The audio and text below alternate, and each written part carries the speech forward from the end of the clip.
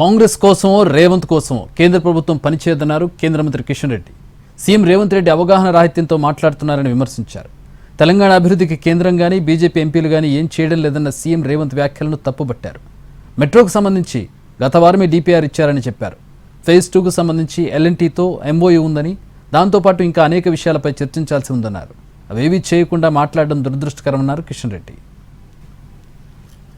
కేంద్ర ప్రభుత్వము నరేంద్ర మోడీ గారి నాయకత్వంలో మేము రేవంత్ రెడ్డి గారి కోసము కాంగ్రెస్ పార్టీ కోసం అభివృద్ధి కార్యక్రమాలు చేపట్టాము.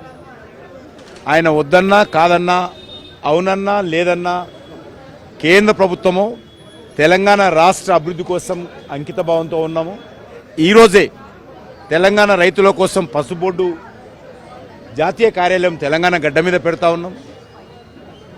అనేక రకాల అభివృద్ధి కార్యక్రమాలు, అది జాతీయ రహదారులు కావచ్చు, అన్ని కార్యక్రమాలు చేపడతా ఉన్నాము.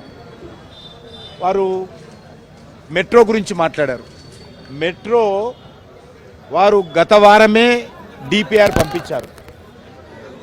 ఇప్పటికే మెట్రో నిర్వహణ చేస్తున్నటువంటి ఎల్ఎన్టీతో కొత్తగా ఏర్పాటు చేసేటువంటి ఎక్స్టెన్షన్ ఫేజ్ 2 ఏదైతే ఉన్నదో దానికి సంబంధించినటువంటి సంస్థతో వారు మరి ఏ రకంగా ఎంఓఏ ఉన్నది, వాళ్ళని ట్రైన్లు కొత్తవి ప్రారంభించబోతూ ఉన్నారు, ఎల్ఎన్టీ ఏ రకంగా నడపబోతూ ఉంది, ఈ యొక్క రైల్వే నెట్వర్క్ మెయింటెనెన్స్ ఎవరు చేస్తారు, వచ్చేటువంటి ఖర్చులు ఏ రకంగా షేర్ చేసుకుంటారు, ఈ విషయాలన్నిటిపైన కూడా చర్చించాల్సినటువంటి అవసరం ఉంది.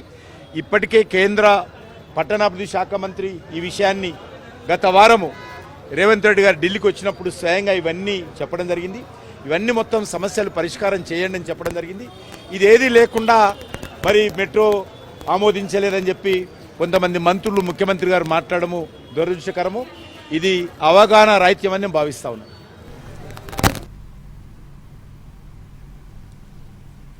బీజేపీ అధ్యక్షుడు ఎన్నిక ఏకగ్రీవంగా జరగాలని కోరుకుంటున్నారన్నారు కిషన్ రెడ్డి. రేపు నామినేషన్లు, ఎల్లుండి ఎన్నిక ఉంటుందని చెప్పారు. జాతీయ పార్టీ నుంచి రేపు సునీల్ బన్సల్, శోభ ఎన్నిక సజావుగా నిర్వహించేందుకు రాష్ట్రానికి వస్తున్నారని తెలిపారు కిషన్ రెడ్డి. అధ్యక్షుని యొక్క ప్రకటన ఉండే అవకాశం ఉంది. రేపు బీజేపీ జాతీయ నాయకులు సునీల్ బన్సల్ గారు, అదేవిధంగా కేంద్ర మంత్రి శోభ గారు వారు కూడా ఉంటారు. వారు అందరితోటి మాట్లాడి ఈ యొక్క రాష్ట్ర అధ్యక్షుడికి సంబంధించినటువంటి ఎన్నిక విషయంలో మరి ఆ యొక్క కార్యక్రమం సజావుగా జరిగే విధంగా వాళ్ళు ముందుండి నడిపిస్తారు. ఇప్పుడు ఎట్లా చెప్తాం, చూద్దాం ఏమైతుంది. ఎవరు ఇప్పుడు నోటిఫికేషన్ నామినేషన్ అంటే ప్రకటన ఎట్లయితుంది గమ్ముతున్నాం. చూద్దాం, అది అందరం కోరుకుంటాము, ఏకగ్రీవంగా జరగాలని కోరుకుంటాము.